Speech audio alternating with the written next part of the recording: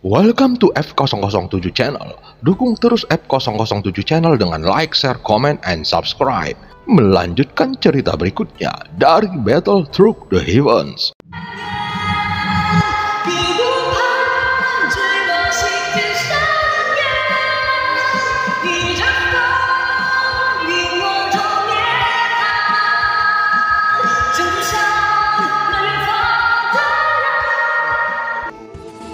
Selamat beraktivitas dan terima kasih atas dukungannya selama ini. Semoga semua sobat F007 selalu diberikan kesehatan dan rezeki yang berlimpah. Amin ya robbal alamin. Pada part sebelumnya, di dalam gua, Xiaoyan memeriksa beberapa slip batu giok yang berisi beberapa pesanan dari sosok-sosok yang ada di dalam alam dewa kekacauan. Salah satunya adalah milik sosok nomor 6. Walaupun Xiaoyan sudah cukup berhati-hati, namun sosok nomor 6 yang merupakan mantan Raja Taisu akhirnya mendeteksi keberadaan Xiaoyan. Dia segera mengirimkan pasukan elit untuk mencari Xiaoyan dan memutuskan memasuki kembali kristal transparan. Saat ini mata Suqiantai tampak suram dan saat cairan kental perlahan menutupi tubuhnya, dia perlahan menutup matanya. Cepat atau lambat, tahta ini harus direbut kembali. Jika kamu ingin menerobos keabadian para dewa, kamu harus bertanya kepadaku terlebih dahulu, apakah aku setuju? Suqiantai bergumam dan kemudian kemarahan di wajahnya berangsur-angsur memudar. Dia terlihat tidak bergerak saat direndam dalam cairan kental lagi. Pada saat ini di aula alam dewa iblis abadi, ada sosok cantik dengan kaki gioknya yang telanjang dan sedang memainkan pergelangan kakinya di sebuah kolam. Dia sedikit mengangkat wajah cantiknya dan melihat sesuatu di langit. Saat ini, sinar cahaya biru melintas di matanya yang indah. Dia melihat kemana aliran cahaya itu pergi dan ada senyuman muncul di wajah cantiknya. Dia segera mengangkat tangannya untuk menghancurkan aliran cahaya biru, seolah-olah dunia berada tidak jauh dari matanya. Ternyata itu mengarah ke avatar master jahat. Meskipun aku tidak tahu tujuannya, namun yang pasti nomor 6 adalah orang jahat. Meskipun hubunganku tidak begitu baik dengan master jahat, namun avatarnya adalah sosok yang baik dan sepertinya dia sangat kuat. Jika memiliki kesempatan, aku harus berkultivasi ganda dengannya. Mata indahnya terus memandang ke langit dan kaki teratainya menciptakan riak di air yang sebening kaca. Terlihat ada juga ikan-ikan kecil berwarna-warni yang hidup di dalamnya. Mereka berenang bolak-balik di samping kaki teratainya yang seperti batu giok. Ada juga sedikit rona merah di wajahnya yang cantik. Jika seseorang melihatnya, maka pemandangan ini sangat indah. Setidaknya dapat melihat wanita yang sedang bermain di air yang memberikan perasaan lembut dan menyenangkan. Dalam sekejap, hal itu menimbulkan gelombang di antara dua orang terkuat di dunia. Namun Xiaoyan yang berada di dalam gua tidak menyadari bahwa banyak hal yang terjadi pada saat ini. Dan tentu saja itu adalah hal yang sangat menakutkan. Meskipun dia sangat berhati-hati, namun dia tetap saja terekspos oleh Suqiantai. Walaupun pada akhirnya dia gagal menemukan lokasi spesifik dari Xiaoyan, namun dia masih mengetahui bahwa dia berada di dunia kuno dewa abadi dan iblis. Adapun pasukan elitnya juga telah menuju ke dunia itu. Saat ini terdapat celah besar di dunia kuno dewa abadi dan iblis. Untuk memasukinya tidaklah sulit selama seseorang cukup kuat dan memiliki sarana untuk melintasi dunia. Tentu saja semua ini masih belum diketahui oleh Xiaoyan. Setelah memeriksa bahan obat yang diberikan oleh nomor 6, Xiaoyan tidak memasukkannya ke dalam cincin miliknya, melainkan ke dalam milik nomor 6. Taisu pandai dalam teknologi Minghe. Dia mungkin memiliki keterampilan yang tidak ku ketahui. miliknya juga terlihat berbeda dari yang lain.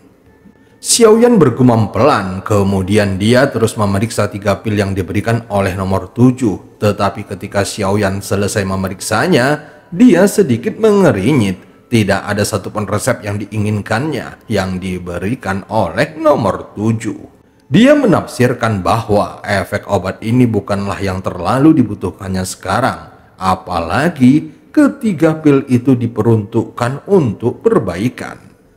Namun setelah memeriksanya secara teliti, dia menemukan salah satu ramuannya disebut Shanghai Sendan dan efeknya cukup luar biasa.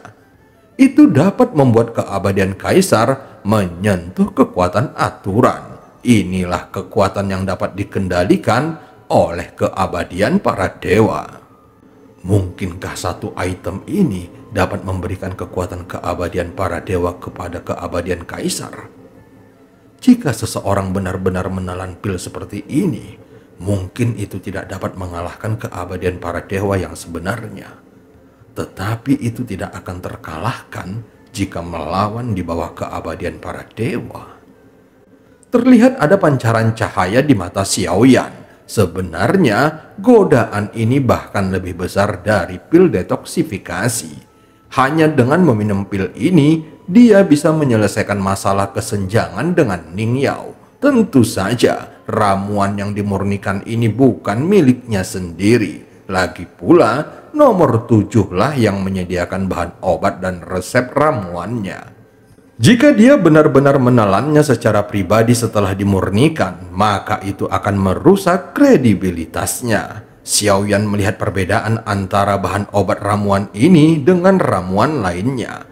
Bahan obat ramuan ini jumlahnya tidak banyak dan sepertinya tidak ada sisanya. Dengan tingkat kesulitan memurnikan ramuan ini cukup tinggi, maka dia harus berhati-hati dan tidak boleh gagal saat memurnikannya. Obat mujarab kelas 2 dianggap berkualitas tinggi dan masih sangat sulit untuk menyempurnakan ramuan dewa kelas atas dengan keterampilan alkimia Xiaoyan saat ini. Jika kekuatan jiwanya dapat menerobos ke tingkat dewa, mungkin dia akan memiliki keyakinan dalam menyempurnakan ramuan ini. Jika dia menyempurnakannya secara paksa sekarang, maka kemungkinan keberhasilannya akan kurang dari 10%. Setelah memikirkannya sebentar, Xiaoyan dengan tegas melepaskan gagasan itu. Komposisi bahan obatnya selain berbagai tumbuhan, ada juga setetes sari darah dewa abadi yang tidak dapat ditanam di Taman Lingpu. Selain bahan obat ini, ada juga bahan obat yang sangat sulit ditemukan, seperti darah binatang buas. Namun menurut Xiaoyan, jika dibandingkan dengan darah dewa abadi, maka sebenarnya darah binatang buas adalah yang paling sulit didapat. Lagi pula, banyak bahan obat yang membutuhkan waktu bertahun-tahun untuk mendapatkannya dan juga lebih sulit ditemukan. Aku tidak tahu apakah Taman Lingpu bisa mengatasi masalah klasik ini. Saat ini dia tidak cocok untuk memurnikan ramuan sekunder, jadi dia akhirnya memilih untuk menyerah. Adapun pil pemecah racun Tianling tidak dapat dimurnikannya karena bahan obatnya tidak cukup.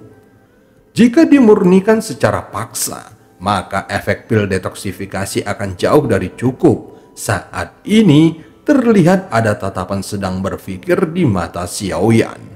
Dia melihat masih ada 2 resep pil lagi, tetapi kedua resep pil ini bukanlah pil interpretasi.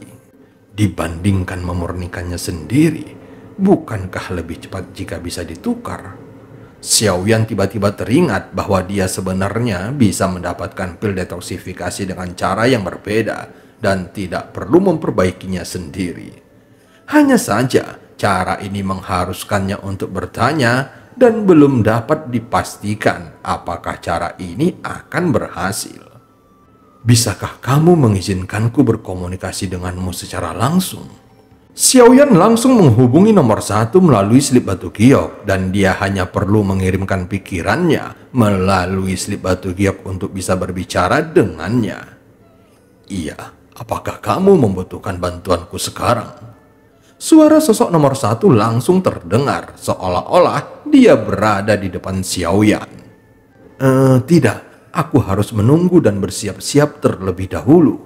Xiaoyan meresponnya dengan cepat dan sopan. Sepertinya dia masih ragu untuk mengatakannya.